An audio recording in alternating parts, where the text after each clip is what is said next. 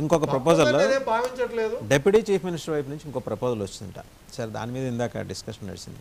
అది మనకి లీక్స్ వస్తుంటాయి సహజంగా సెక్రటేరియట్ నుంచి.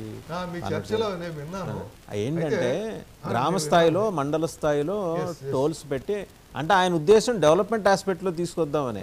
బట్ అది అడిషనల్గా ఏంటంటే బర్డెన్ మళ్ళీ అక్కడ దాకా వెళ్ళిపోతుంది, గ్రామ స్థాయి దాకా బర్డెన్ వెళ్ళిపోతుంది. ఆ వసూళ్ళు అనేవి అక్కడ దాకా. ఏంటంటే మీ చర్చ వేరే రకంగా పోయింది. అయితే నేను ఒకటి చెప్తాను ఇక్కడ.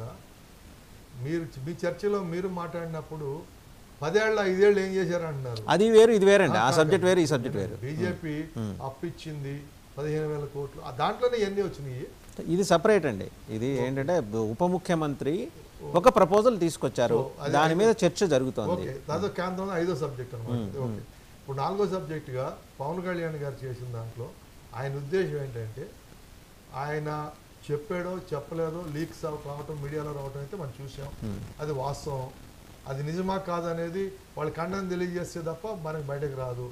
ఒకటేంటంటే అనేక చోట్ల గత 40-50 సంవత్సరాల్లో ప్రభుత్వాల్లో మనం గమనిస్తుంది ఏంటంటే, ఏదైనా చేయాలనుకున్నప్పుడు నిజమైన రాజకీయ అవగాహనతో పనిచేసే ఏ ప్రభుత్వం అయినా కానీ ప్రజల యొక్క నాడి తెలుసుకుని కానీ ముందుకెళ్ళకూడదనే విషయంలో బయటకు లీకులు విడిచిపెడతారు.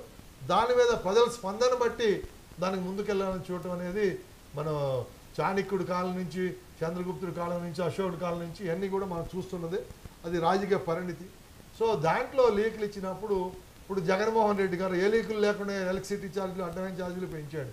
అట్లా కాకుండా ఈయన చేసే ముందు ఎట్లా ఉంటుందనేది ఒక లీక్ అయితే ఇచ్చినట్టుగా భావిస్తున్నాను నేను కూడా. అది నిజమా కాదనేది ఆ విషయాల్లోకి నేను పోవట్లేదు, అది అవసరం కూడా కాదు. అయితే అది కాకపోతే ఖండిస్తారు, లేకపోతే ఉంటుంది, అది కాదు. కానీ ఒకటేంటంటే దాంట్లో భావన కనుక మనం డీటెయిల్గా స్టడీ చేసినట్టయితే, ఒకప్పుడు టోల్ గేట్స్ విషయంలో మనం చూసాం ఏమని, అప్పట్లో అందరూ ఆ రోడ్లు వేసి ప్రజల దగ్గర వసూలు చేస్తున్నారు. ఈవేళ ఏంటంటే ఈ యొక్క దాదాపు వాజ్పేయి గారి దగ్గర నుంచి ఈ రోజు వరకు గత 25 సంవత్సరాల్లో జరిగిన పరిణామాల్లో చూస్తే బీజేపీ 10 ఏళ్ళు, అంతకుముందు 5 ఏళ్ళు, తర్వాత ఈ 25 సంవత్సరాల్లో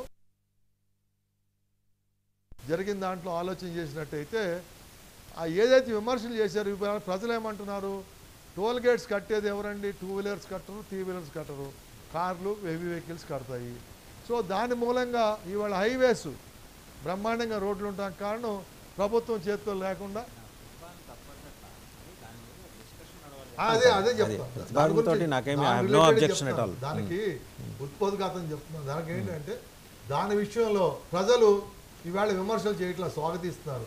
కనీసం టోల్ గేట్లు ఉండబట్టి హైవేలన్నా ఇట్లా ఉన్న బాగున్నాయి, యాక్సిడెంట్లు గోతుల్లో పడి మనుషులు చావకుండా అనే పరిస్థితి వచ్చింది కాబట్టి. సో దాని విషయంలో ఒక స్పష్టత దాంట్లో ఏంటంటే, ఇదే పని మనం ఇప్పుడు మీకు షిరిడీ పోతారు, షిరిడీ పోగానే టోల్ గేట్ కట్టి లోపల పోవాలి. ఎందుకు, అక్కడ రోడ్లన్నీ డెవలప్ చేయడానికి టోల్ గేట్ పెట్టారు. అట్లా ఆయన ఆలోచన ఏంటంటే, ఇప్పుడు టోల్ గేట్లు పెట్టినా కానీ దాంట్లో 2 వీలర్స్కి 3 వీలర్స్కి సామాన్యులకి ఛార్జీలు ఏమి వేయరు, కార్లు, బస్సులు, హెవీ వెహికల్స్కి వేస్తారు. దాని మూలకు వచ్చే రెవెన్యూతో రోడ్స్ డెవలప్ చేయాలనేది ఆలోచన మంచిదే.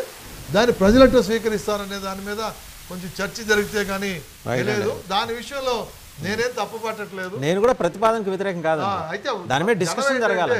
ఇప్పుడు ఏది చెత్త పనులు వీటి కన్నా కూడా రోడ్లు డెవలప్మెంట్ ఈవేళ మొత్తం ట్రెజరీ అంతా ఖాళీగా ఉంది. ఏం చేసినా కానీ ఇప్పుడు ఏంటంటే కనీసం ఏదో లిప్త మాత్రం అన్నట్టుగా గుక్క తిప్పుకోవడానికి అన్నట్టుగా ఈవేళ ప్రభుత్వం దాన్ని మళ్ళీ రెవెన్యూ పెంచుకునే ప్రయత్నాలు చేయడానికి ఎంత లేదన్నా సంవత్సరం పడుతుంది గాడిలో పడడానికి. అప్పటి వరకు సమస్యలు ఇవి ఉంటాయి.